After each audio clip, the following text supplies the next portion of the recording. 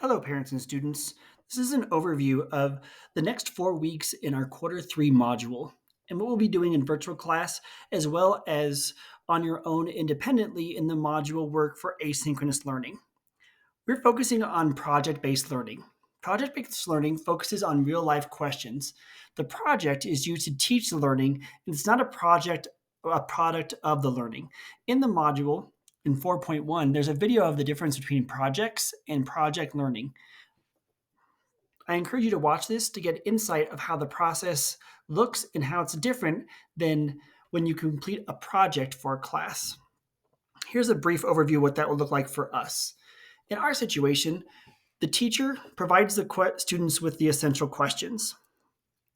I facilitate discussions about the essential questions so students can engage in their responses in a way that's authentic to them. Students are put into groups based on their authentic selves, their cultural capital, or who they are when they are most authentically themselves. And the way this student participates is through reflections, annotations of resources in Kami, group evaluations, and soliciting feedback. I'll get into those details next. Students, you'll be spending some time and effort looking at resources and analyzing them to gain new insights. Reflect on your findings within the research you do, and independently get feedback from your assigned group during virtual class or in class discussions in the modules. You'll be working independently to craft your own responses and answers to the essential questions. All of the essential questions are real world based questions. You'll be using information that's your own choice to present your voice. You can use podcasts, videos, articles, poetry, music, movies, documentaries. It's entirely up to you.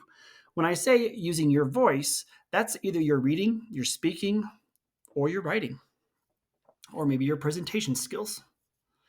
These are our essential questions for this project based learning. They are: how does where I live influence and impact who and what I can become? How does my experience influence the future? And how do reading and writing help us make sense of a changing world?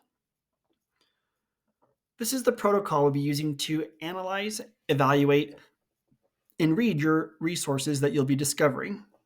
First, we'll be engaging in the process of going and finding resources that are inspired by those presented in class. During week 4, I gave you a curiosity guide, a series of multiple resources and topics that you can go and discover and research to find which information are you curious about and what do you want to learn more about and dig deeper. From there, we'll be gathering information. Through that process, gathering perspectives from your peers in class using feedback about those resources or about the plans and intentions that you have to use those resources.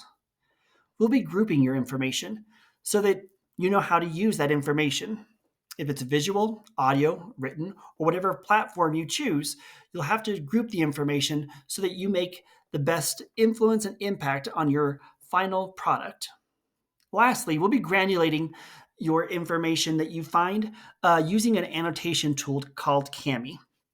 And you'll be picking and choosing small details that help you draw conclusions about the information that you're going to choose to research. That rubric can be found in Canvas in the module.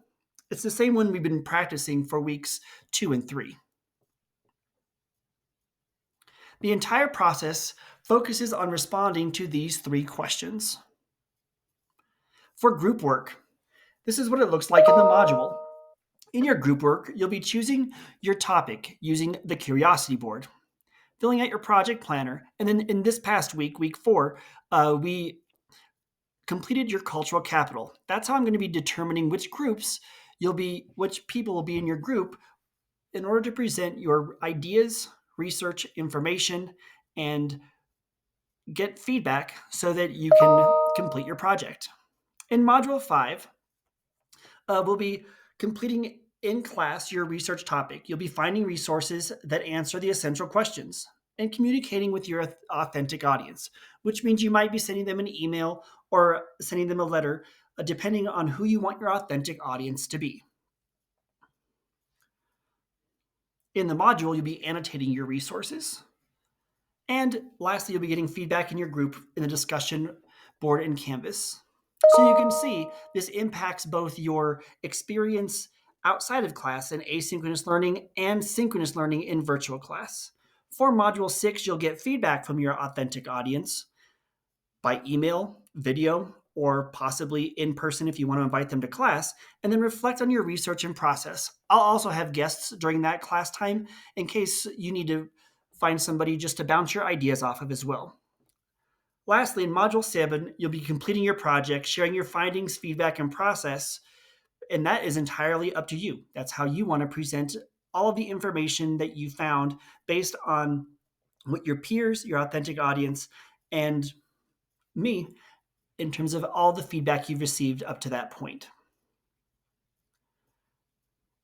Your grade this quarter will be dependent on annotating your resources. There has to be one primary and one secondary resource, and you get to decide the amount of depth of your resources. So if you want to dig deeper and annotate using Kami in a way that fits who you are, you're more than welcome to, as long as you focus on one primary resource and one secondary resource. It'll also be dependent on you participating in, soliciting, and responding to feedback from your peers. Your own self reflection, and how well you answer the three essential questions. The rubric will be posted during week 5, and the annotations are based on Bloom's taxonomy. Here's what that rubric looks like. As you can see, we're evaluating your creativity and your innovation. So that final product focuses on your creativity and innovation. Again, this will be posted during week 5. Moving on to the last part, your authentic audience. Your authentic audience will be presenting you with feedback using this guide.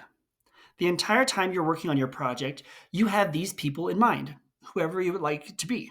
Here are some suggestions. It can be a professional in the field, a teacher, a classmate, a family member connected to the information that you're going to present, or a member of the community. Again, during week 5 virtual class, you'll be communicating with this person to start and launch your ideas, and you'll have somebody who's a real person that you're going to be presenting this to during week 7. It's a brief overview of what our next few weeks in our module and our virtual class space looks like, and how you're going to be creating a project-based learning product during the finals week, or during week 7 of our learning. I look forward to building a relationship with you through the feedback, and also hearing your great, innovative, and new ideas regarding our 3 essential questions. Always feel free to reach out to me if you need any support or need any information about our processes for this next few weeks.